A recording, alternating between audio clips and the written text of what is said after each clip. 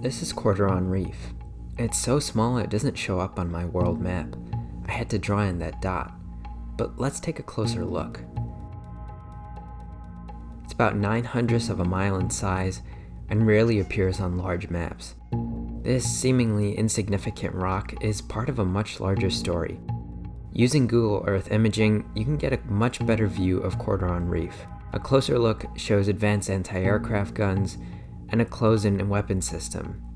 These towers likely also contain radar and communication systems. So why is it that these piles of sand are inhabited? Who claims them? The Quarteron Reef is claimed by China, and China claims 28 other islands in the region known as the South China Sea. But what's even more bizarre, 6 years ago, some of these islands didn't exist.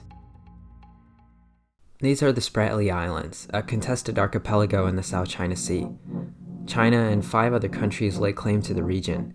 Under the 1982 UN Convention on the Law of the Seas, a country can claim anything within 200 nautical miles of its shores, or exclusive economic zones. Anything else is considered international waters. But it's difficult to claim uninhabited piles of sand as rightful territory. So countries will place a few soldiers, fishermen, or civilians to lay claim to the land. China, however, believes it has a historical claim to the entire South China Sea. They use a confusing border called the 9-dash line, and China fails to specify its exact location. Following the defeat of Japan in World War II, China grasped the opportunity to claim the entirety of the South China Sea as land that it believes was rightfully won in wars with Japan from previous centuries. But China is actively violating UN law. Fast forward to 2020, and while the world is occupied treating millions of coronavirus patients and scrambling to find a vaccine, China is scrambling warships and fighter jets in its attempt at global control.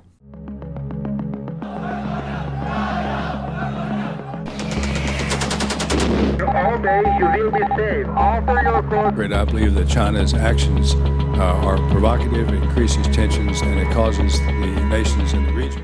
The South China Sea is incredibly rich in natural resources. In 2016, over $3 trillion in trade passed through the sea. 40% of global natural gas is transited, 11 billion barrels of untapped oil, and 10% of the world's fisheries are in this region. Countries that control the region are able to claim any natural gas, oil, fish, and reroute any trade throughout their country.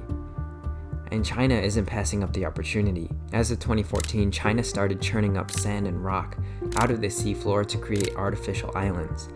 Using shipping vessels called dredgers, China has created 3,200 acres of new artificial islands. Using Google Earth imagery, you can see China actively operating dredgers in the waters off the coast of Fiery Cross Island, in images taken this year. Beyond the political ramifications, the production of these artificial islands are destroying biodiversity in reefs in a region that marine scientists already say is far too overfished. But this issue only seems to be getting worse. In 2016, Admiral Harry Harris, at the time the commander of the U.S. Armed Forces Indo-Pacific Command, testified before the Senate Armed Services Committee. In my opinion, China is clearly militarizing the South China Sea, and you'd have to believe in a flat earth to think otherwise. China's SSMs, surface-to-surface missiles, surface-to-air missiles on Woody Island, its radars, new radars on Quarteron Reef over here, the runway, the 10,000-foot runway on Subi Reef over here, and on Fiery Cross Reef and other places. These are actions that are changing, in my opinion, the operational landscape in the South China Sea.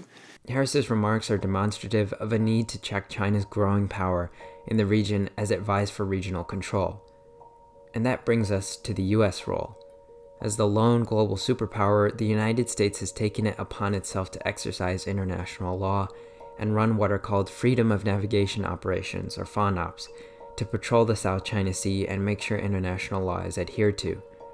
The U.S. views its role as a protector to allies less militarily or politically capable of asserting any authority towards China. I believe the purpose of Freedom of Navigation Operations and the other operations we do in the South China Sea is to exercise our rights on the high seas and in the airspace above it on a regular basis. The goal is the international rules and norms. I mean, this is international water and international airspace. And if we don't exercise our rights, or if those rights aren't routinely exercised by someone, then we stand a chance of abdicating those rights to someone else. But now, on a world focused on the coronavirus, China has capitalized on the opportunity.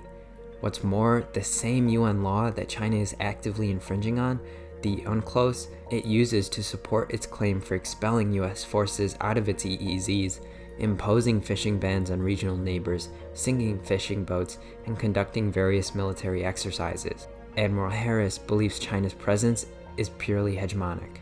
Senator, this is my opinion. I believe China seeks hegemony in East Asia. Simple as that. Simple as that. Regional control. Yes, sir.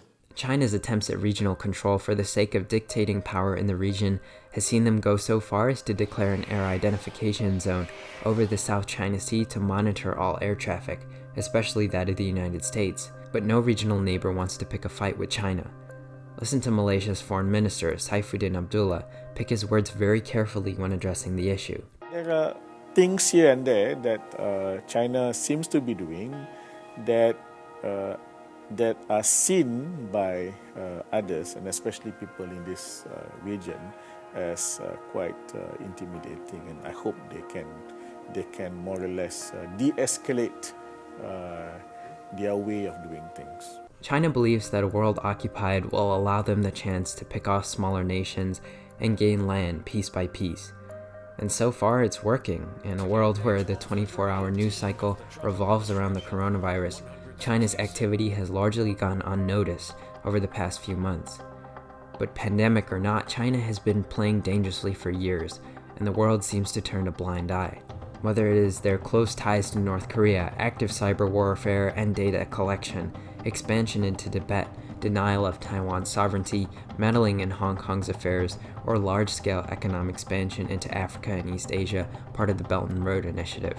Suppression of information regarding the coronavirus, and this, military activity in the South China Sea, or maybe its internment of Uyghur Muslims. China continues to push the legal limit, while still being able to wriggle and talk their way out of any scrutiny in the international diplomatic sphere. Right now, the economic might of China has made them bulletproof to criticism, as McDonald's, Marriott, Gap, the Houston Rockets' Daryl Morey, and the NBA, and Arsenal player Mesut Ozil have all found. And that goes right to the top, as China has actively worked with Russia to prevent UN investigations into human rights abuses in Venezuela, Syria, and Myanmar. Even the US response has remained unclear. Our relationship with China was good until they did this. Once we found out about this, look, we just made a trade deal with China. It's going to have to buy $250 billion a year in our product, $50 billion from the farmers, $40 to $50 billion from the farmers. The relationship was good when we were signing that, but then all of a sudden you hear about this. I have great respect for the fact that China called, they want to make a deal. I have great respect. And I have great respect for President Xi. And I think we're going to have a deal, because now we're dealing on proper terms. They understand and we understand. As long as economic relations between countries and corporations remain strong, China will continue to pull strings across the world, influencing the balance of power around the globe and leaving any obstacles lying in their wake. They'll stop at nothing to achieve their goals, even if that means militarizing tiny pieces of sand in the South China Sea.